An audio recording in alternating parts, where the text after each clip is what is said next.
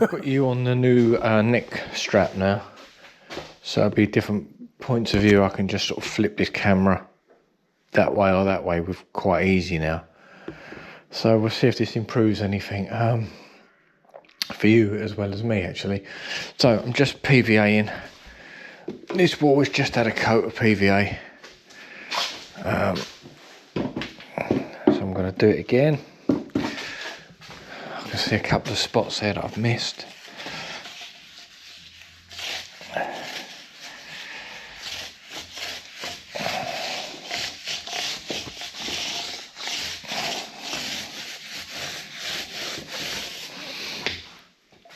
I really like these Purdy little rollers for PVAing. Obviously I've got a big roller as well, but these are good just to sort of get things like that nice and easy, nice and tidy in the reveals.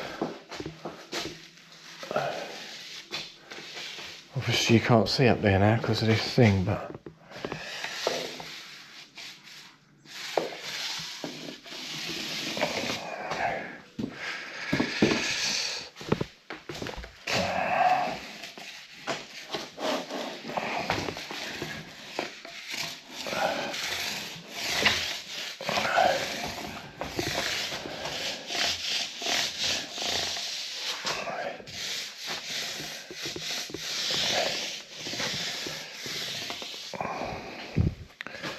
all these spots, all these bare spots, these grey bits, they're so porous.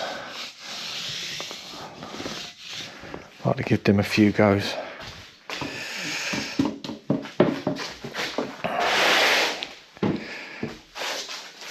And this bit where the radiator was, there's obviously been no paint really over that on the years. It's still like the old grey cerafite plaster, whatever it was.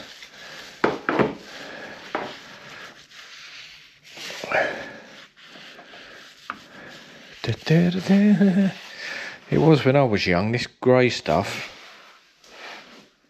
was called cerafite, which was just a grey plaster really. I don't know if that's what the technical what we called it now, but it was called cerafite. I'm sure it's probably the same product. I don't suppose they invented a different type of plaster, but when you were skimming over masonry, instead of board was always board finish. That was always thistle board finish. It wasn't British gypsum, it was always thistle. And when you went over masonry, it was grey. It was called cerafite. I don't remember pink plaster when I was young. I remember grey finish plaster.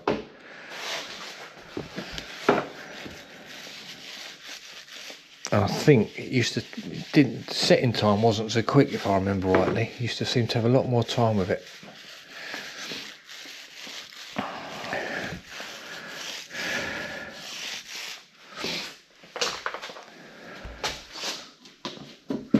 We would literally sit and watch it dry. And to speed it up, we would buy a newspaper and trail sheets of newspaper in it and then pull that newspaper off. So the water was being drawn out on the newspaper.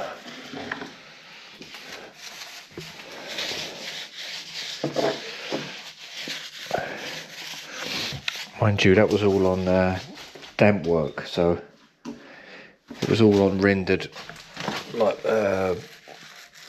render that had been waterproofed, and so there was no drawer in it, it just sat on it.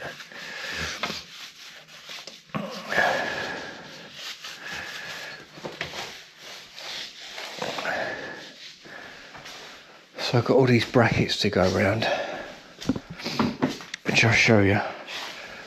But each of them have got 3 screws in each, and they look like they've not been moved for donkey's years. So I'm usually, if a bracket, I'd undo the screw and I'd release it so I can tuck behind it. But I'm not going to do that with these. I'm just going to go around these. 8 of them, all 8 of them. Yeah, I'm not going to muck about too much. That big radiator is just going to cover them all again, so I'm not going to waste time. It could take half an hour to undo them, do them back up again. And there's a curtain rail going back up, so I've got to keep all them ones. It's a pain in the bum, isn't it?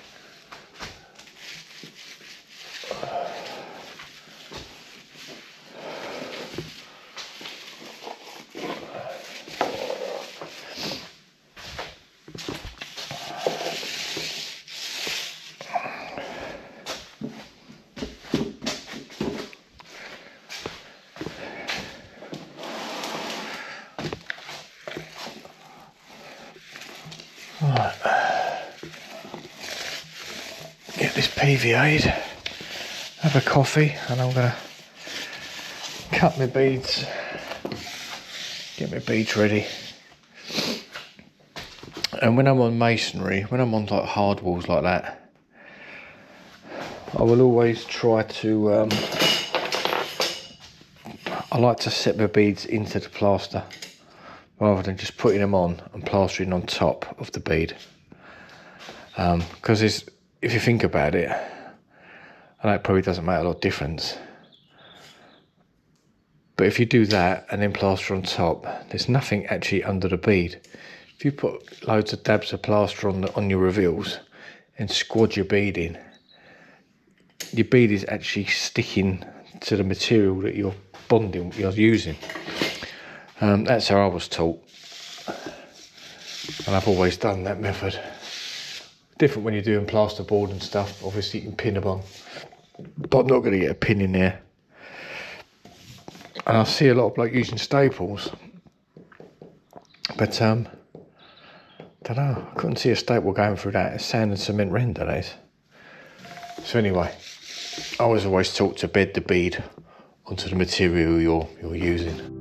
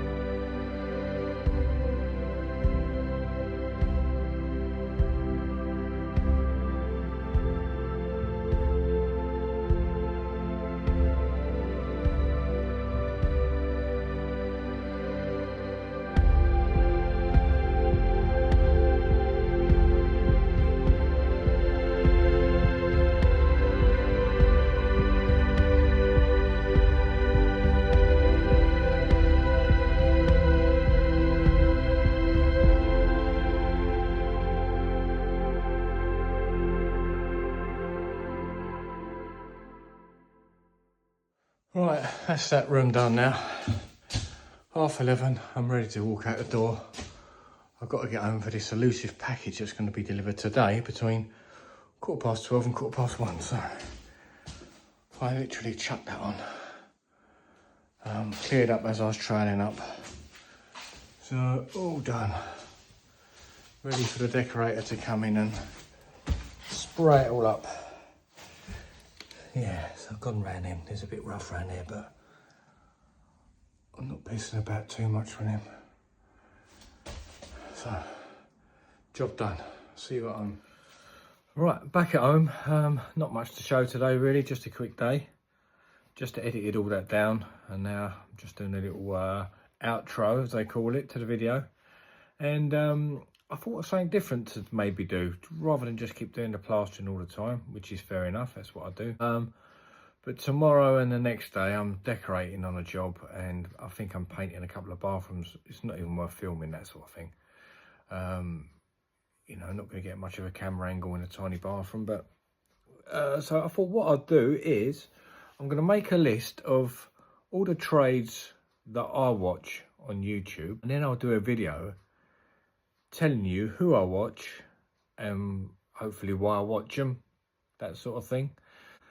I watch plasterers, I watch decorators, I watch carpenters, I watch people doing fencing, I watch handymen, I watch plumbers. I don't watch electricians because I'm not interested in electrics at all. I don't watch anything mechanical, not interested in that. Roofing, I don't watch roofing. So, plasterers, carpenters, painters and decorators, handymen, plumbers, fencing, general builders, do watch them. So if you're on the list of that, if you're on one of them, you could be on my list of what I watch. Not that it makes any difference to you, because you're probably way more successful than me, because I'm sitting here watching you. But it'd be nice to just mention a few names and who I get my inspiration from. And probably really and truly, the people that I got my inspiration from were the reason I started this channel, because I used to watch these people and think, well, I can do that. I can chat a bit. I can muck about with editing software on cameras. So that's why I thought I'd start a little channel up. So anyway, there's a few of you on there that I watch. I'll do a little list tomorrow and I'll tell you why I watch and what I think of you, all that lark. So if that's any of interest to you, give us a little thumbs up, a little subscribe, a little like, all that jazz. All right, I'll see you later. Bye-bye.